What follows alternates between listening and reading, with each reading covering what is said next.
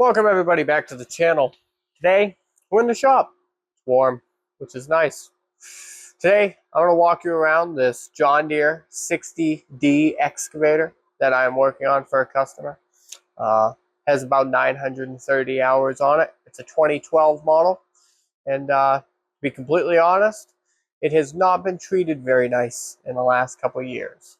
Got some things I wanted to point out, show you guys, and then walk you through how I'm going to fix it and show you the end result. Okay, so I'm going to start out. This is it right here. I've got it somewhat apart, which I should have started this before I took it all apart, but we won't worry about that. As you can see, I got the cab tipped up. It's got some body damage here where the customer rolled a rock into it on a hill. I'm going to be looking into that. Then on the back, you got the normal excavator scrapage on the bottom of the counterweight. He'd like me to repaint that, clean it up, make it look good again. You see, cab's up. Makes it easy to get in there, work on some stuff. To get in here, I ain't got the best light right now, but as you can see, there was a hose in here. It was this second one back in here. Had to take two other hoses off to get to it. But that hose comes around up front to here. This was busted. He had rolled a rock under here, and it bent this bulkhead. I went ahead, of course, and had to replace the whole line because the bulkhead was made into it. It no longer is like that. We have separate bulkhead fittings.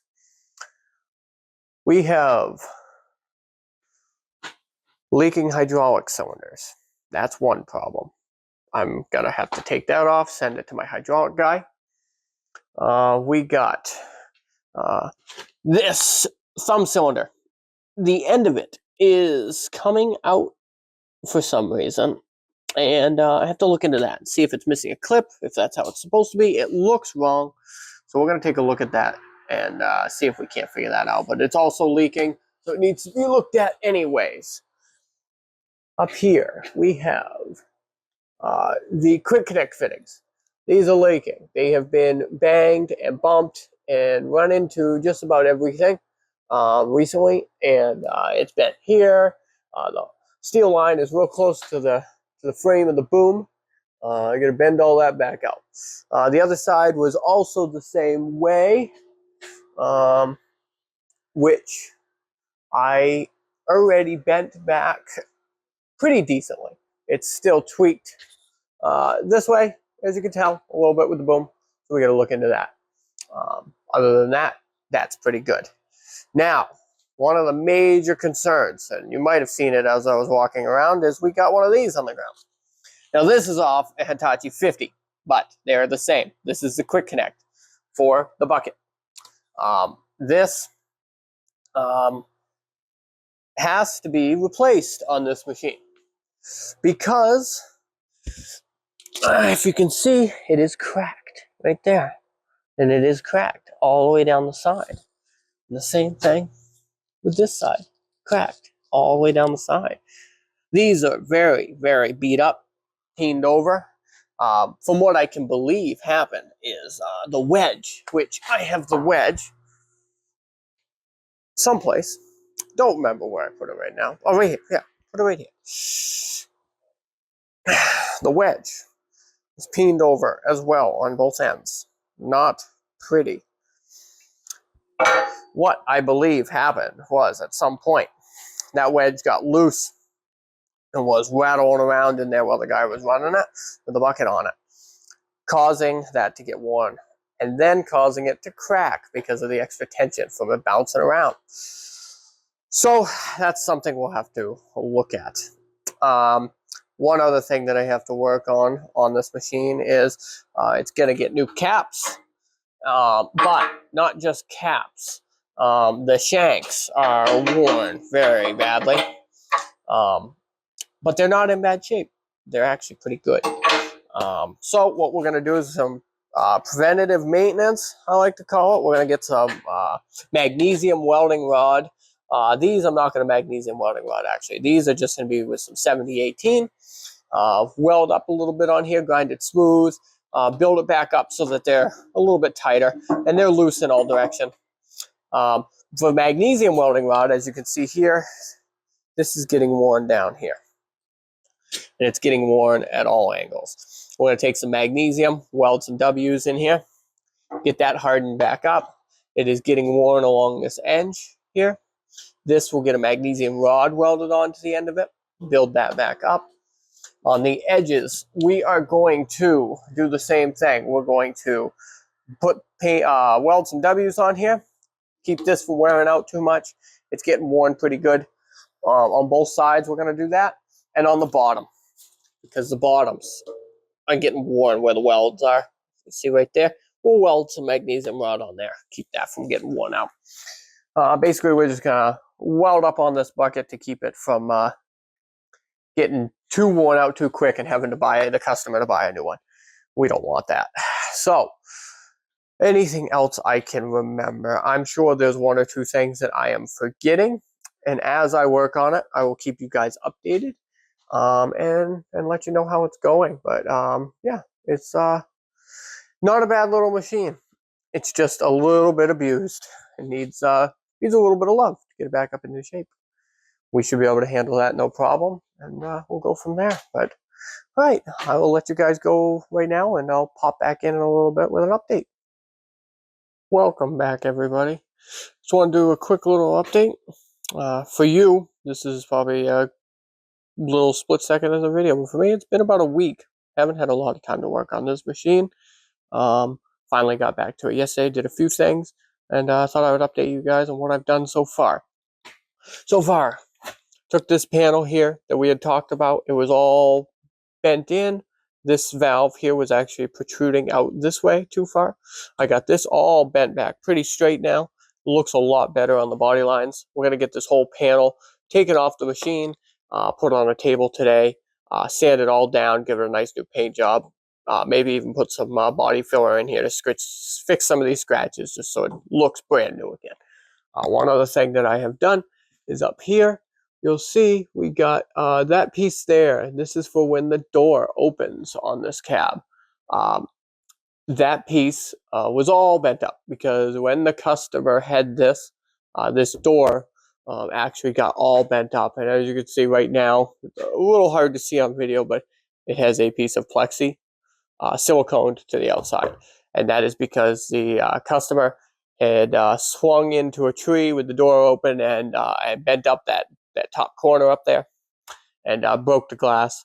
John Deere wants way too much money for a new door and new glass, so the customer asked if I could straighten it out, so I did my best to straighten up everything up there, cut out this piece of plexi just to keep the water out. And most of the time he runs it with the door open, so it doesn't need to be perfect.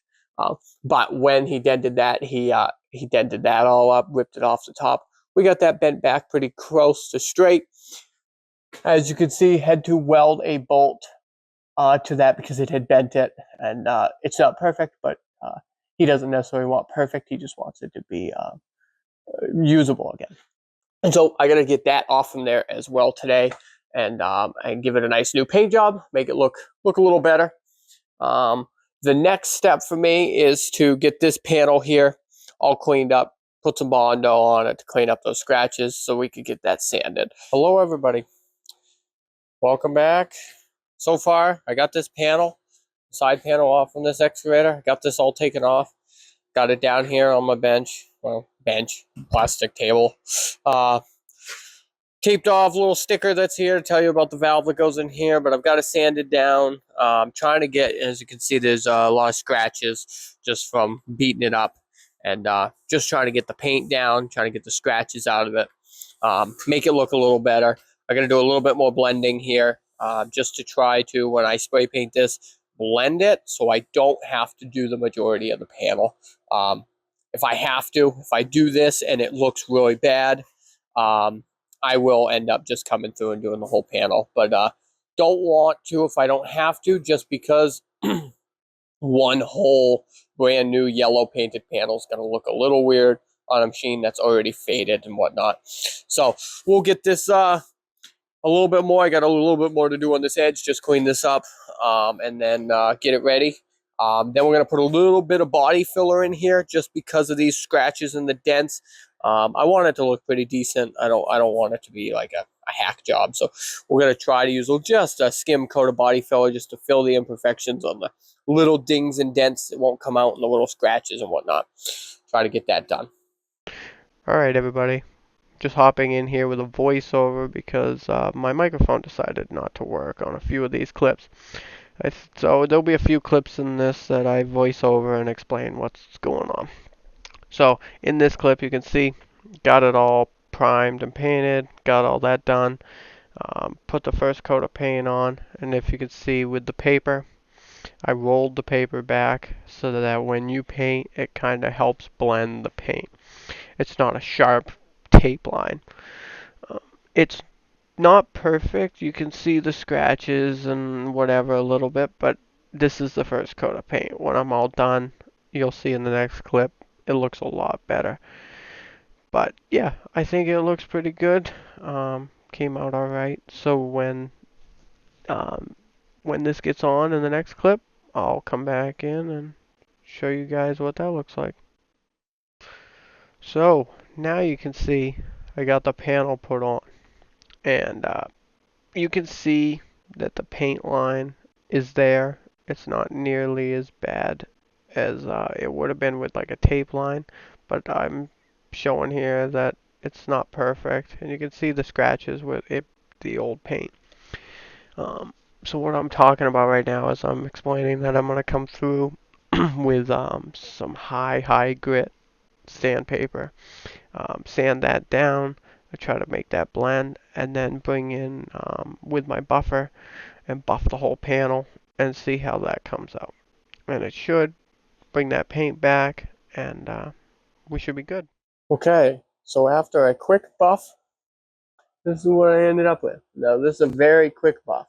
On camera, it picks up this line pretty well, but in person, it's very, very hard to tell.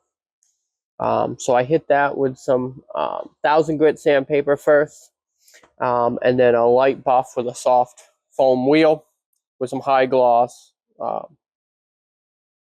wax. And just a quick buff, smoothed it right out. As you can see, this is what it looked like before, this faded color.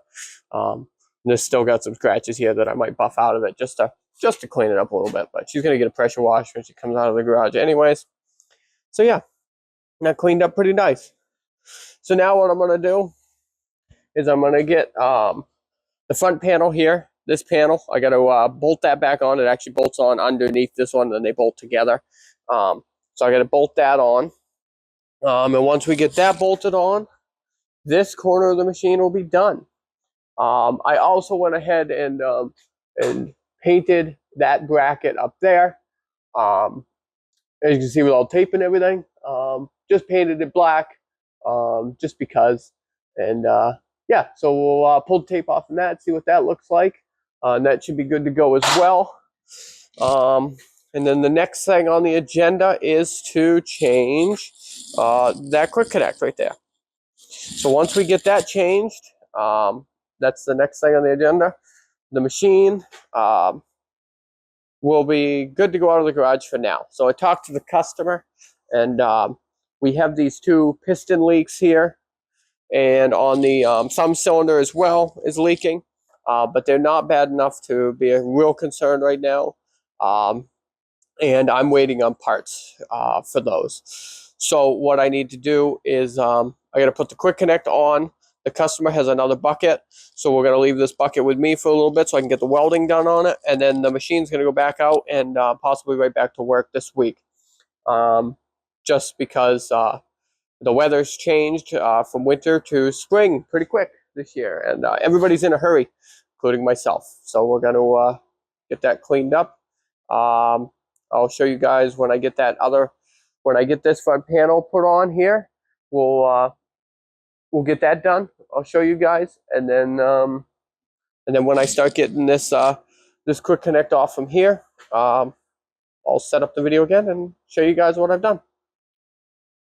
Alright, so I'm hopping back in here to show that the next thing I did was put this front panel back in because it bolts in underneath the back panel. So we got that bolted in. As you can see, there's still some dents and scratches, but not worried about all that right now. And then I'm explaining, came through, painted the whole bottom all the way down because that got scratched up as well. So that cleans it up quite a bit. The next thing we're going to be working on is that quick connect. Um, and then I'm explaining here that I'll get this back in and repaint that panel. We're going to order new stickers for that and get that done. So I got to pull that tape and paper off. And then the cab section of the excavator is pretty good for today. May come back through, do some more buffing on the back of this at some point, but she's going to get a pressure wash when she leaves the garage anyways. So we will move on to the next clip, and you'll see me working on the quick connect. Okay, well, run into a little dilemma. This here is the old quick connect. Got it all removed. And this is the new quick connect. As you can see, these right here stick out and don't allow the pins to go, or for the link to go in where the pin goes. It is too narrow. Same with the front. They have more of a bevel on them. See, the old ones right there have not much of a bevel on either the front or the back. So this new link was purchased, and I was told it came off a ZX50 Hitachi 50. This machine here is a John Deere 60. So I didn't know it personally, neither did the client who purchased this, but I guess they spaced those links for the boom slightly different, which makes sense since this is a heavier class machine, that the boom and this link would be heavier duty. Just didn't expect, considering both of these quick connects fit this bucket, they just don't fit the machine. So the next thing I'm going to have to be able to do, because it's hard to find these right now without spending a fortune to get one. We were lucky to find that one as a takeoff unit at a dealer. But we're going to have to get the old one up on the welding bench. So I got some cleaning up to do up there. Get that cleaned up, put it up there, and grind off where it's broke and try to weld it. So that will be a fun thing to show you guys. It will be interesting to find out whether it works. So, okay. So I got this set up on my welding bench. We got it cleaned up.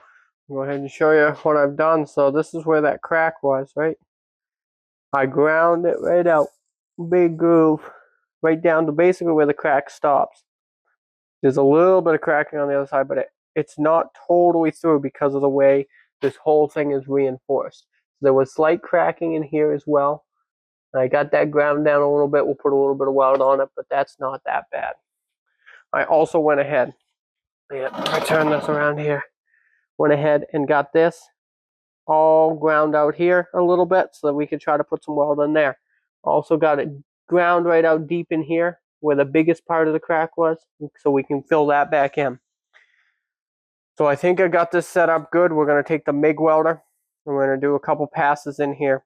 Hopefully that will weld in good. We'll come back, we'll grind it off smooth after. And most of the time you don't want to grind your welds after you weld them because it loses strength. The problem with this situation is because the bucket on this quick connect grabs onto the front pins and then slides over this and then wedges here. This has to be completely flush, and it is a tight fit. So we'll have to grind it, make it fit smooth, but we'll give it a shot.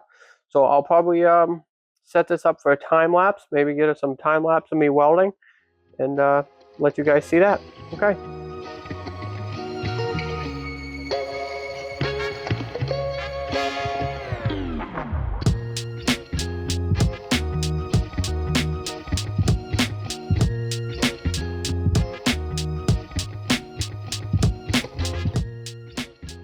Okay, so just got that all welded up. Now, I am not a professional welder, and there's going to be people in the comments that talk and say that these aren't that pretty. But they don't have to be real pretty. They just have to be really strong. That's a pretty hot weld, welded right in deep. Couple passes on that. We also did up in here where we talked that they needed to be welded. If I can get my light to cooperate correctly here. Yeah, that looks a lot better. Now over here, same thing. Did a couple beads of weld. Looks pretty good. Now, let me set my light down. Flip this over for you.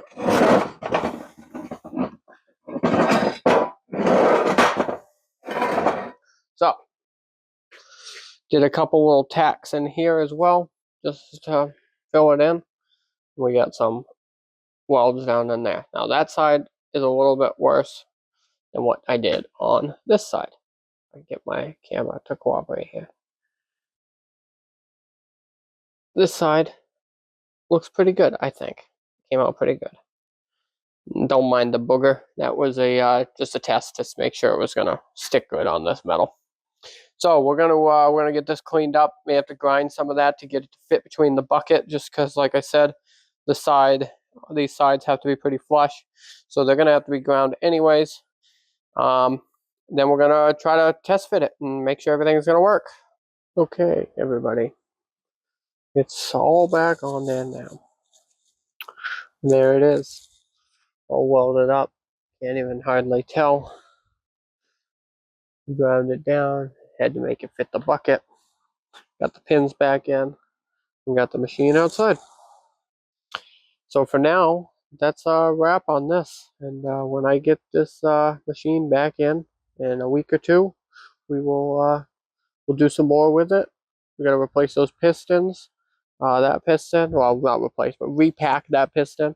Repack this piston, and that should be fun. And until then, thank you, and hope everybody has a good time.